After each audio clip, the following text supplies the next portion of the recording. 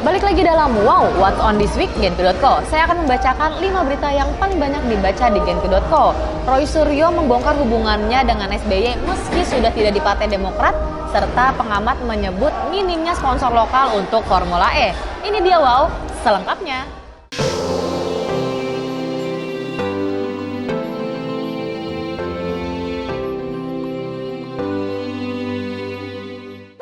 Berita yang kelima, mantan Panglima TNI Gatot Nurmantio menyebut pemerintah Jokowi telah melenceng dari tujuan negara.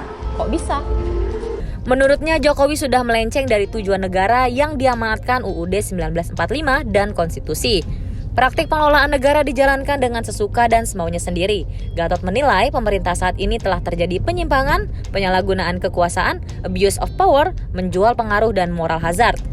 Ada operasi politik yang terstruktur, sistematis, dan masif untuk menunda pemilu serta menambah masa jabatan presiden hingga 3 periode. Berita yang keempat, mantan Menteri Pemuda dan Olahraga Roy Suryo membongkar hubungannya dengan Presiden RI ke-6 Susilo Bambang Yudhoyono meski sudah tidak di Partai Demokrat. Roy Suryo mengaku sering dihubungi oleh SBY.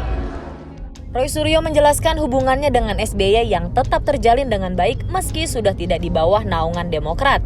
Keputusannya keluar dari Demokrat agar bisa lebih bebas sebagai pemerhati multimedia. Dia juga ingin bebas bersuara tanpa dikekang aturan partai.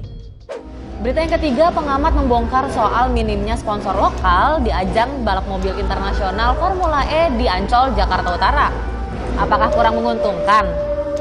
Saat ini ada 7 nama sponsor lokal yang sudah menjadi sponsor Formula E.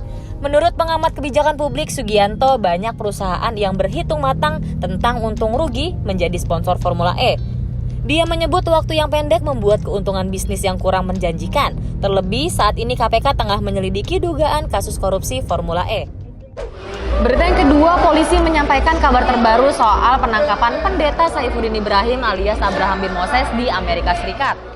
Menurut polisi, saat ini belum bisa melakukan penangkapan terhadap tersangka karena menunggu koordinasi dengan Interpol.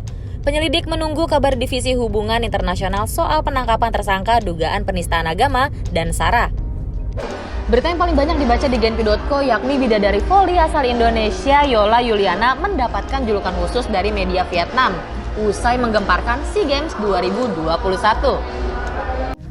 Nama Yola Yuliana semakin melejit usai berhasil membuat timnas voli putri Indonesia meraih perunggu di SEA Games 2021. Kapten timnas Indonesia ini mencuri perhatian karena piawai di lapangan dan didukung penampilan yang menawan. Kecantikan Yola Yuliana membuat media Vietnam dan Viet menyematkan julukan pesona yang tak tertahankan dengan membuat artikel khusus soal Yola Yuliana. Itu dia 5 berita yang paling banyak dibaca di Genpi.co. Terus baca Genpi.co dan untuk mengetahui informasi terupdate-nya, download aplikasi Genpi.co di Play Store dan App Store. Dan jangan lupa untuk like, komen, dan subscribe channelnya YouTube Genpi.co. Genpi.co, tahu kamu banget.